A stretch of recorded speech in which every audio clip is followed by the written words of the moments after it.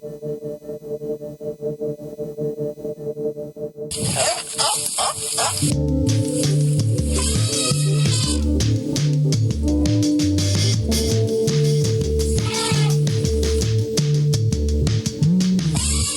and welcome to Global Sanctuary for Elephants podcast, Global Rumblings. Global Sanctuary for Elephants, or GSE for short, is a non-profit organization with a mission to create vast safe spaces for captive elephants where they are able to heal physically and emotionally, often from very traumatic pasts.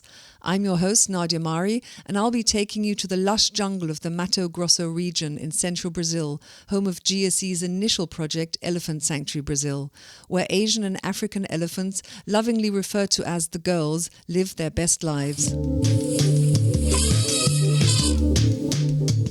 Hello everybody, welcome back and thank you for tuning in again this week for a new episode of Global Rumblings. It's been 12 years since the founding of GSE, so today we will be talking about all the elephants at the sanctuary, hopefully if we have enough time, but also about what has happened in the last 12 years, both positively, but still what has to change for captive elephants all across the world. So let's head over to Brazil to say hi to Kat and Scott. Hi, you two. Hey, Nadia, how are you? Hey, Nadia. I'm fine. I just tripped up several times over the intro. So congratulations, 12 years on the 29th of August, 2013, GSE was founded. Yeah, so that's the date that we were officially accepted as a non-profit organization in the United States. I didn't even know the date had passed, as true to form for us, where days and months go by and 12 years goes by and you don't even realize what has happened. Yeah, it's hard when you don't know what day of the week it is, nevertheless what month it is. And yeah, I'm not good with dates, so that's all on you. So talking of 12 years, and I just held up, this is not a video podcast, I just held up my wonderful Sip, Rumble, Repeat podcast mug. And to celebrate, I thought, let's give away 12 podcast mugs. So Send an email, you can join as well. Send an email to podcast@globalelephants.org and just write, I'd love a mug. And if you are one of the first 12 email entries, then we'll send you a mug. So send that to podcast@globalelephants.org. And the mug has got two colors, Sip, Rumble, Repeat written on it, and also the podcast logo. So fantastic. Lovely. And since this is pre-recorded, I'm going to send the message now. So my name is at the first of the list. I'll put it into the show notes as well, so you can check those later. So 12 years of founding GSE. So for new listeners, we have over 60 episodes that you can binge on and find out how everything began right from the beginning. But looking back on 12 years, what is the most positive thing that has changed within these 12 years for captive elephants all over the world, not only in South America? Cricket.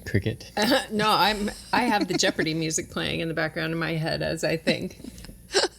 Yeah, for anybody who thinks that we have pre-discussed topics, clearly we don't. We kind of jump on a call saying, what are we going to talk about? And we say, let's do this. And this is where we are. So, this is kind of, not a premeditated answer.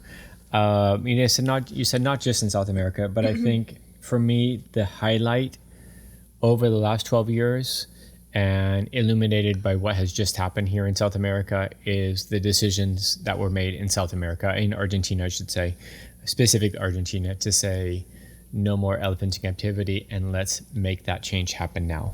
Many facilities are saying once our elephants die, we will no longer have any more. That's not enough, really. It doesn't help those that are still in those captive phases that you're acknowledging are not suitable. So make the change now. And that's what Argentina did. They said, let's do it now. Let's make it happen. And I think for me, that is truly a global highlight. Yes, it is in our face. Yes, we are intimately involved with it. But I think it should serve as an inspiration globally for the change that can happen. I mean, especially since there are still so many negative things going on with captive elephants around the world. You still have performing elephants in so many countries, which is so archaic and ridiculous. You have U.S. zoos that are importing wild African elephants under the guise of rescuing them when all the evidence points otherwise to the fact that they're just buying elephants because African elephants in captivity don't breed well.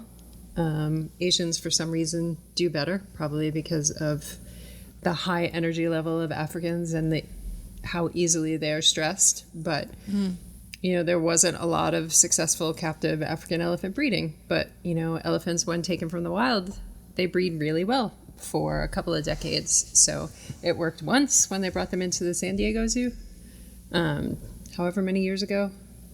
And it worked so well, they did it again and stocked up 3 different zoos one of them just had 4 calves.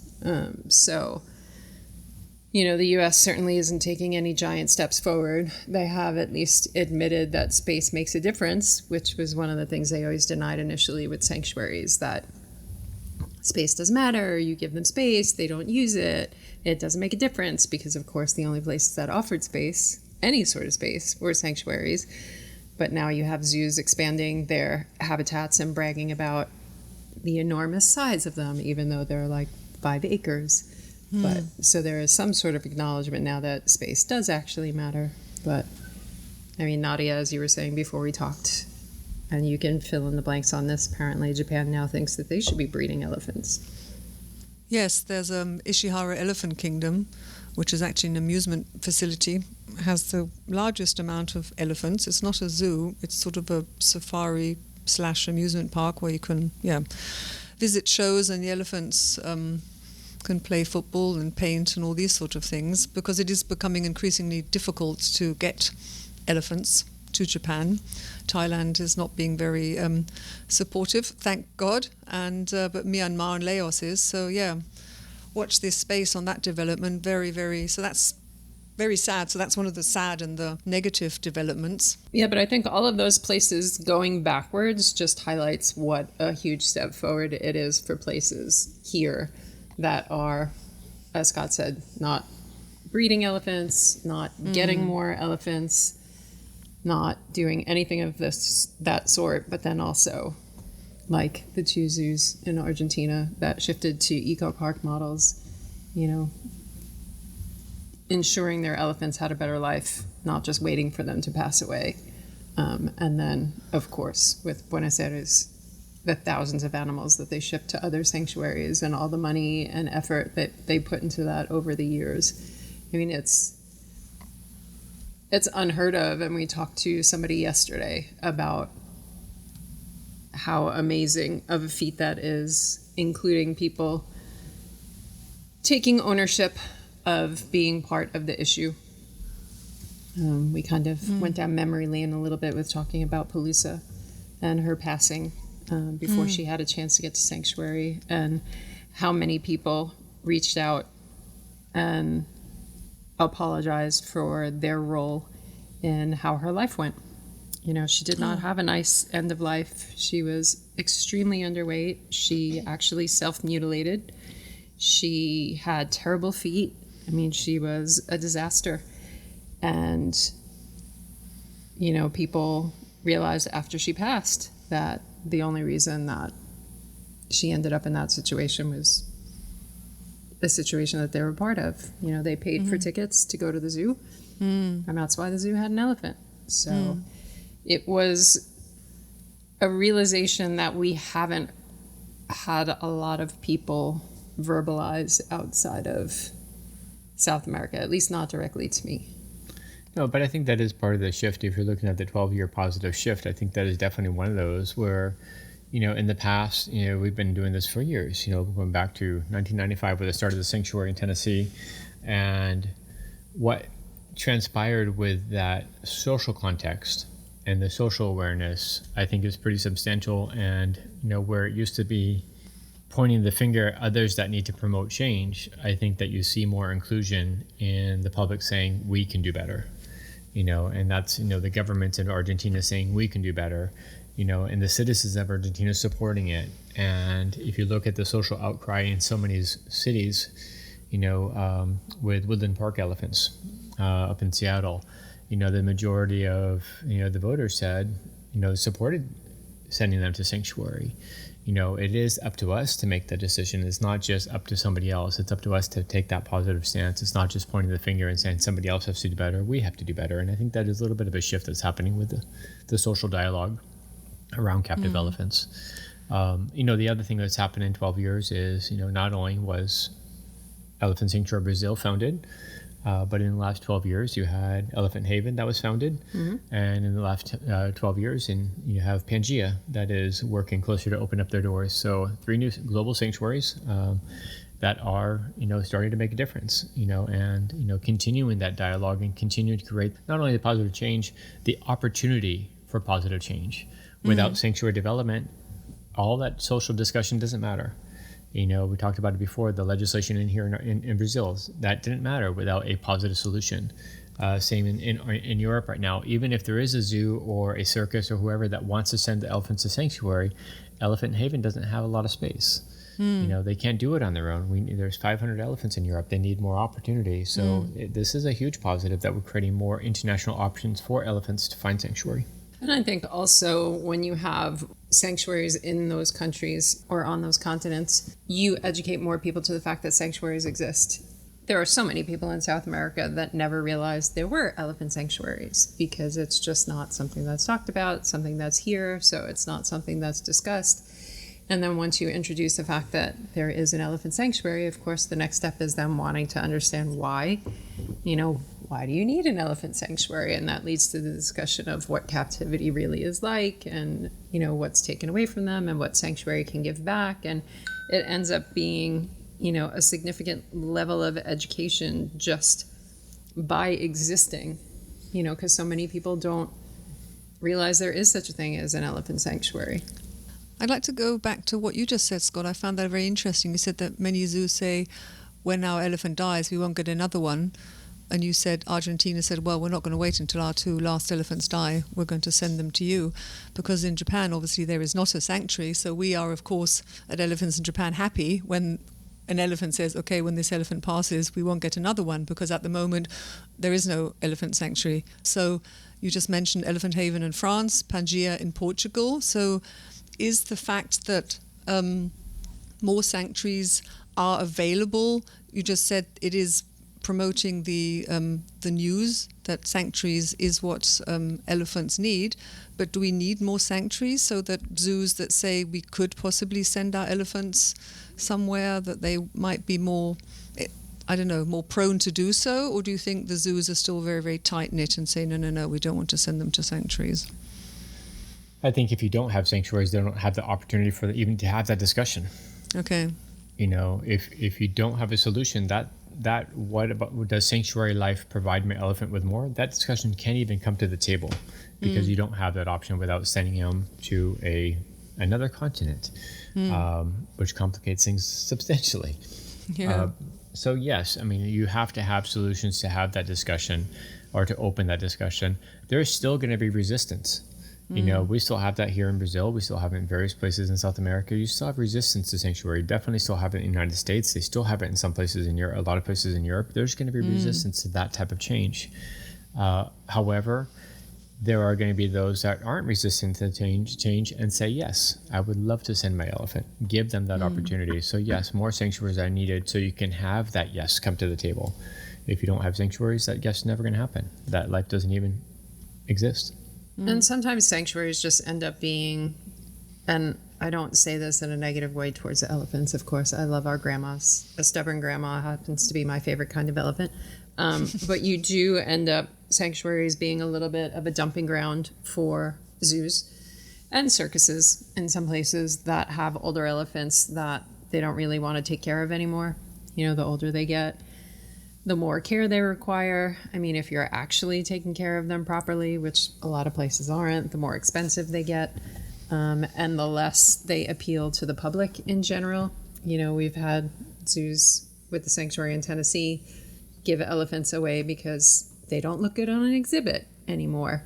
That's a reality of a facility that exists for public viewing. So you do get zoos who will just send, an old elephant that they don't want to care for anymore to a sanctuary. But for us, that's fine. Fill us up with grandmas. That is not a problem. And I think in the US, and I'm sure it may end up being the same in Europe now that they have a vaccine for EEHV, and they will hopefully have less elephant calf deaths because they've already had a few elephants that have that have become active with EEHV, that have survived post-vaccine. They're going to have a lot of elephants now. You know, you're talking about the elephant population, even with all the births kind of stabilized because the babies were only living for a limited amount of years. But now if they actually live to be adults, your zoos are going to be way too overcrowded. They just don't have the space for all these elephants. So I suspect that they might become more open to sending elephants to sanctuaries once it's the older elephants that are no longer of breeding age and require a lot more care. One of the things that happened early on in sanctuary existence in the United States was the phrase, you don't want to become a dumping ground. And if I have a choice of becoming a dumping ground or these elephants dying where they are, I'll be a dumping ground. I'll take that. Not only does it create a better life for those elephants in those last years, it also opens the door because it allows those elephants to show you what they're capable of as a 60-plus-year-old elephant, as a 55-plus-year-old elephant with a slew of health issues, to come to the sanctuary and completely transform even at that age and adapt and show us what they're capable of. Even if it is a dumping ground, even if they're only trying to make space so they can bring in a baby, you know, use that story, give that elephant in your life, and then use that story to help show and help enlighten what happens in captivity and the negligence of captivity and what is possible when you change that paradigm of what captivity means. Do you think that sanctuaries, especially your sanctuary, has shown people more respect towards elephants? Because you are a very special sanctuary. You do not have public, you're not open to the public. People can't visit you, unlike other sanctuaries, say like in Southeast Asia.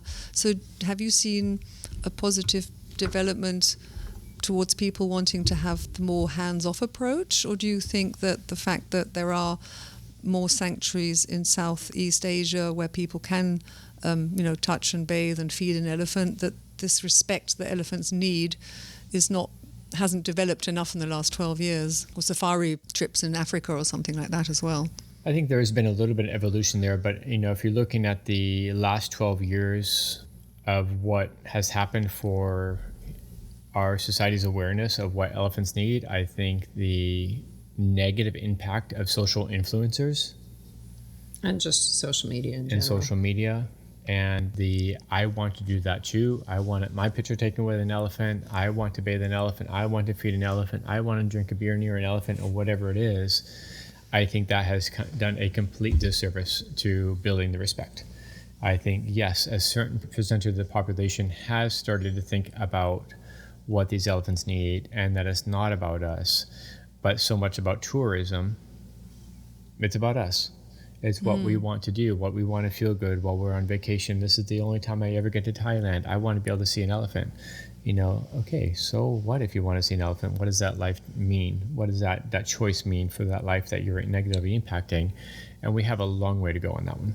But I think the fact that there are any sanctuaries, and there's just a very small handful, but any sanctuaries in Asia that don't allow any contact, that don't allow feeding, that don't allow selfies, that have you going into, the forest to go find elephants and sitting 100 yards away, 200 yards away and watching elephants from a distance. The fact that any of those exist in Asia is huge. Sure. I mean, because there were so many facilities that allowed rides for so long and shifted away from that to then the bathing, and some of them shifted away from that to then just the feeding and the selfies.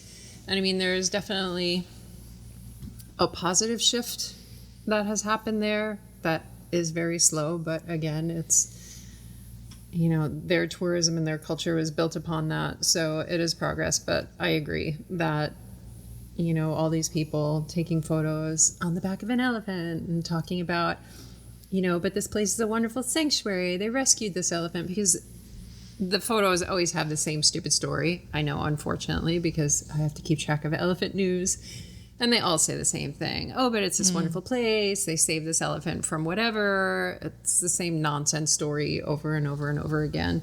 So then other people are always like, oh, it's a great place. It's a wonderful sanctuary. I want to go too and sit on the back of an elephant in a bikini and take photos. And it's just, social media definitely doesn't do animals a favor that way. But it's not just elephants, that's animals in general. No. It goes, we talked about it here because of wildlife rehabilitation. How many wildlife rehabilitation photos do you see where people are playing with whatever little animal it is, or the wildlife is playing with my dog, or, that all of that has a negative compromise, a negative impact on our understanding, but even further on what we're actually providing for those animals. Yeah, there are so many wildlife rehabbers that get so upset because people find a squirrel and they've seen whatever schmo on social media that has a pet squirrel that they quote unquote rescued as a baby, and it's their best friend and it sleeps on their dog, and it's such a wonderful life. So somebody finds a squirrel and they decide they want to take care of it too, and then they realize like a month later that he's not doing well. They send it to a rehabber and it dies, within like 48 hours, because by the time they realize it's sick, it is so sick. And rehabbers see that story play out over and over and over again. Raccoons, fox, possum, baby birds. Everybody just sees these people who, have an animal that essentially they've stolen from the wild and make every excuse as to why they kept it, when if they had just sent it to a rehab facility, it could at least live out its life with others of its own species or be released. And people want that.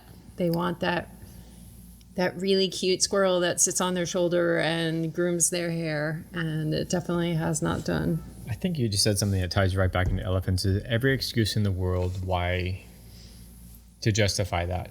And that's what's happening in captivity still. It's every excuse in the world why my elephant can't go to sanctuary. We see it with Sandra, we see it with all of them. And we talked about it before here. We talked about it just, I think, 2 weeks ago or the last episode of the, my elephant won't adapt. My elephant won't survive transport. My elephant won't know how to feed himself. My elephant will die of loneliness because he misses caregiver. We make excuses for continuing the negative behavior. We make excuses for not giving this wildlife a chance to be a wild animal again. We've heard it before. Everyone's heard it of, the old belief of don't touch a wild animal because its mom will reject it. Yeah. That doesn't happen. Mom is, we put birds right back in the nest here, and mom comes right back, irrelevant of what we smell like, which smells like elephants, and who knows what else we smell like. It's not just a human smell, but they're going to protect their offspring. We were just talking to somebody yesterday about an owl that escaped I don't know what year that was, the zoo in Central Park Zoo. That was just a few years ago. Didn't know how to fly, didn't know how to hunt, didn't know how to take care of itself. He actually did really well. He learned his own path, and we just have to give them a chance, and we have to give elephants a chance, and we have to give a better life a chance for these animals, and stop making excuses for whether it be the selfie that you want, or because you still want to be able to show your child an elephant in a zoo.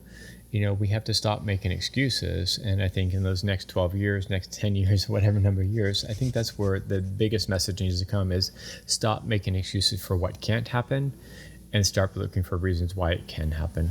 I was just going to say, what are the plans for the next 12 years? I've mentally noted down more sanctuaries. Although I must say the word dumping ground is a very negative, very horrible word. What are your lovely 7 elephants doing? Your lovely grandmas? Not much right now.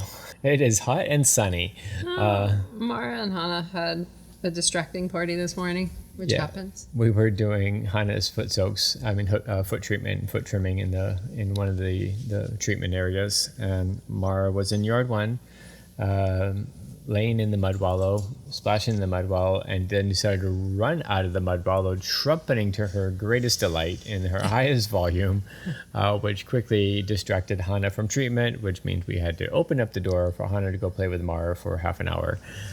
So I did not get the initial video because, true to Scott's incapability to hit the record button, I had the phone pointed at them but did not hit the record button.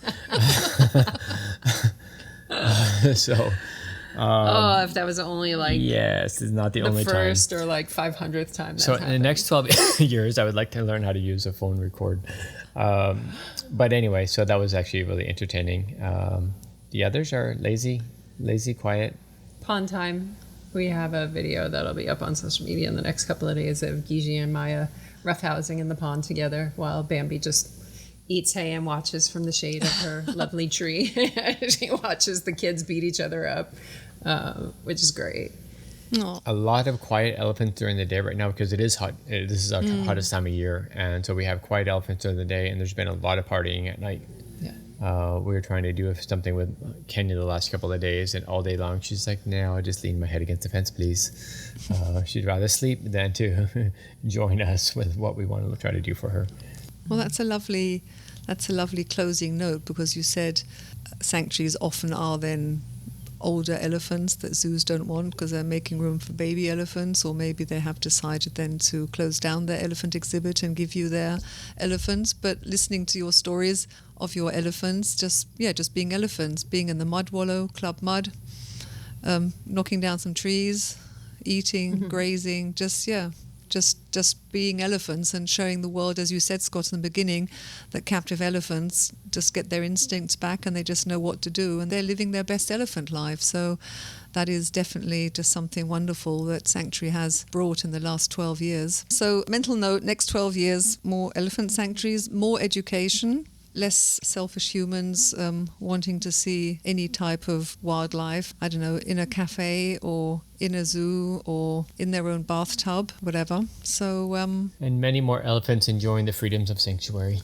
yes, definitely. That is certain to come. The other one is the social change requires a lot more work, but more elephants coming to sanctuary will be a certainty on the horizon for all these sanctuaries. No. You know you're going to get your listeners all hyped up now. They say, when's the next elephant? When's the next elephant? One day. Well, it doesn't have to be our sanctuary. It just has to be another one. Any sanctuary. Okay. Have a lovely rest of your afternoon. Thank you. And take care until we meet up next time. Thank you, Nadia, once again. It's always a pleasure. Bye. Bye. That's all that we have time for this week. We hope you enjoyed the podcast. And if you did, don't forget to subscribe, hit the notification bell so you never miss an episode. Another great zero-cost way to support the podcast is by leaving a 5-star rating or a glowing review, as this helps other people discover the podcast. Thank you so much for your support. And until we meet up for our next episode, take care.